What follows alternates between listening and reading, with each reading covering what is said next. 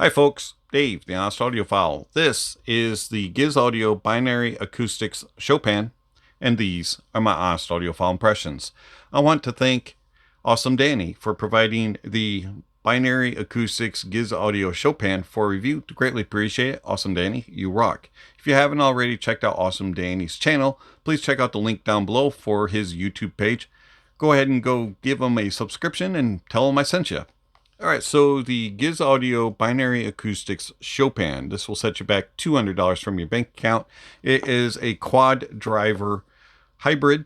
It has a 8mm ceramic diaphragm dynamic driver, and then it has a customized mid-range balanced armature and then two customized dual balanced armature drivers for the treble.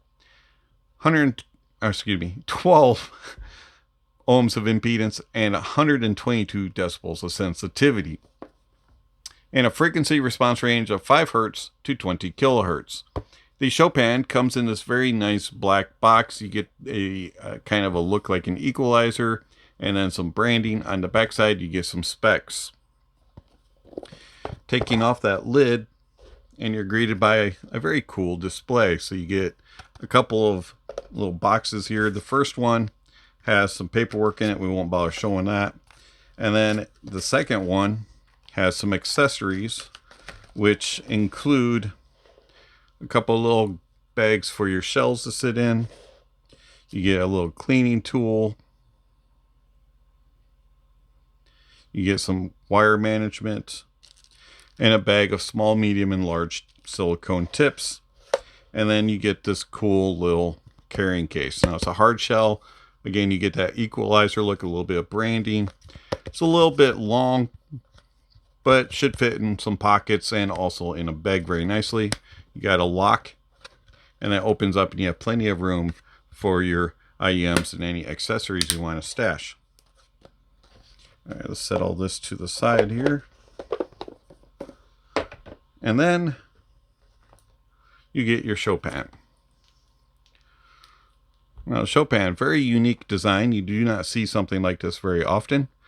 And on the faceplates, they're metal, and you have that equalizer design again. That's really kind of cool. They're kind of a teardrop shape. I can talk tonight. All right, so teardrop shape and a very long nozzle. Take that tip off here. As you can see, it's very long. They're very cool looking. You got the metal faceplate and then a resin body. Cable connects with 2-pin. Very long down to the split, which is metal. And you have a cinch that really stays in place. Very hard to move, actually. Very nicely built cable that is OFC silver-plated lits, and the termination is 4.4, but you can also get it in 3.5. Overall, I like this cable. Nice and light, very well built. Comfort of the Chopin is very, very good. I found that they just slip into your ears and disappear. I had no problems whatsoever with fit and with comfort. I can wear these 4 or 5 hours before I have to take a break. Isolation of outside noises is also very good. I found that they are probably 60-65% of outside noises being blocked. Around the house, pretty much the only things I was able to hear are very loud things like vacuum cleaners and coffee grinders. Outside, the only things I was able to hear were louder vehicles like school buses and UPS man driving by. All right, so the Chopin is very easy to drive. 12 ohms, 122 decibels sensitivity. Every single dongle that I have drove it with ease. I had no problems whatsoever powering the Chopin. Same thing with DAPs and desktop. It is a little sensitive though to higher output impedance devices. So some things on the desk did make it hiss, and also some of the higher output impedance DAPs on balanced also made it a little bit hissy at times, along with some of the dongles. So just be aware of that. Okay, one thing that you may have noticed is I am not using the stock tips. Now, the stock tip didn't really fit me very well. I did not get a good seal with them, and they just weren't very comfortable. So I did try alternative tips, and I came to the conclusion that the Clarion tips gave me the best seal and the most comfort, and it still retained the similar sound as I was getting with the stock tip. So, speaking of how they sound, how do the GizAudio Binary Acoustics Chopin sound? The bass of the Chopin is fun and engaging for the most part. I found that it's more sub bass present than mid bass and upper bass. The sub bass extends nicely and you get some nice rumble and grumble. There's a to it. There's a little bit of vibration. You just get that grumble, rumble. You can feel it on tracks. And it's just a very engaging type of sub bass. Mid bass and upper bass are not as prominent as that. And at times I was kind of wishing that there was a little bit more impact and slam and punch from the mid bass. It's just not quite as engaging as the sub bass. It still has a nice amount, but I just kind of wanted a little bit more to kind of bring out the fun factor just a little bit more from the Chopin.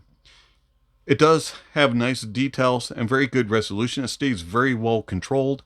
And I found that the tone and timbre is actually very good as well. So it has a nice pleasantness to it. Everything sounds natural and accurate.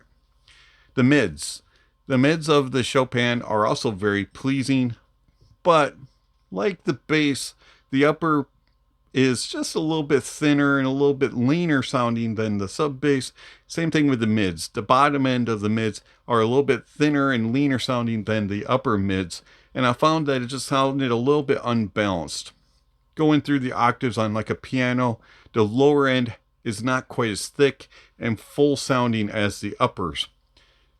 I found also that the tone and timbre in the mids is a little bit metallic. There is a little bit of BA timbre to it, and it doesn't quite sound as natural. Like the bass has better tone and timbre. The mids are a little bit metallic at times, especially in the uppers. But for the most part, I found that the mids were very pleasant and engaging. I just wish that they had a little bit more note weight and were a little bit more full sounding and had a little bit less of the balanced armature timbre. Treble. Treble extends nicely. There's good air, good space, and nice sparkle and energy without being fatiguing. They're not forcing it out. They're not very forthright and authoritative, but they have enough. The treble, like the mids, do have a little bit of BA timbre in them, and there's a little bit of tinniness and a little bit of shininess, and at times a little bit of metallicism. They aren't the most natural sounding of treble, but it's not off-putting either. I found that the detail retrieval and resolution was good, and that tone and timbre at times is not the most natural sounding. Soundstage of the Chopin is actually really good. It does a very good job of revealing whether something's small and intimate, medium, large, grand. It does a good job of transitioning between venue sizes and showing you, how big something is. If it's a large, you'll get that sensation that it's large. It does a good job of imaging. Everything is smooth as it transitions across, and you can follow things. You can follow them across. It's not the most pinpoint and accurate in its imaging and placement, but it's very close. It's right in this neighborhood. It's a very small neighborhood, and you can follow it across. It has good depth to it. You can look into the stage, and then it has nice layering. Things stay isolated and separated and individualized. Tone and timbre, as I mentioned, isn't the most natural, especially in the mids and in the treble. It does have some BA timbre issues, and it is also a little bit thin in note weight, and it doesn't quite have the fullness that I'm looking for, especially in the mid bass, upper bass, mids, and treble. And then detail retrieval and resolution is very good. I was rather impressed with the amount of details that you get, especially for a $200 IEM. And then it resolves it very well. Everything that it brings in, it resolves. It's a very refined, defined, and focused IEM. So the Chopin. How does it compare to a couple other IEMs?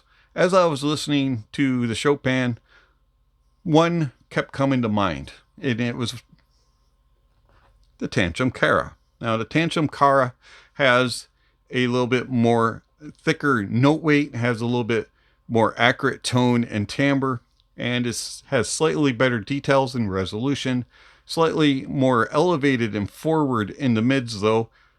Soundstage wise, it's got similar width, a little bit better depth and layering. The Kara is more of a neutral leaning and can kind of pull dual duty. It can be a stage monitor if you need it to, and it also can be an everyday carry, whereas the Chopin is more of just a everyday carry type of sound. And then you have the JQ 4U Pro. Now the JQ 4U Pro is more natural with its tone and timbre. It has a thicker note weight. It also has similar details and resolution, slightly smaller soundstage. It has a little bit better depth, a little bit better layering capabilities. It's a little bit more balanced and more neutral tuning. And the 4U Pro is definitely a stage monitor through and through, whereas the Chopin is that everyday carry type of all-arounder. The Chopin, yeah, I like it. I think that it is a very fun and engaging listen. I do wish I had a little bit more body to it, especially in the mids and in the treble, and that it had a little bit better, more natural tone and timbre. But other than that, it's quite impressive, and I rather like it. Something different, unique design, very, very comfortable to wear. It's a little bit picky when it comes to tips, but other than that, it's a good little IEM, and I really like it. It's been Dave, the Honest Audiophile. Thank you for watching, and I'll catch you on the next video. Speaking of next video, somewhere on the screen, subscription links and notification bells. If you haven't already, please check those off. Don't forget to give a thumbs up or a thumbs down to the video, and check out all the links down below. There's all kinds of information down there regarding how you can contact channel, follow channel, support channel. All that kind of stuff is listed down below. And speaking of supporting channel, I want to thank my supporters through Patreon and YouTube memberships. Thank you very much for all that you give to the channel. It's much appreciated. If you're interested in supporting channel, there's all kinds of ways that you can do that. One-time gifts through PayPal and Venmo, or monthly subscriptions with Patreon and YouTube memberships, where you can get access to videos early, and you can also get access to my private Discord server and other benefits. Also, don't forget to check out the other links down below, music recommendations, gear recommendations, and all kinds of other things listed down below.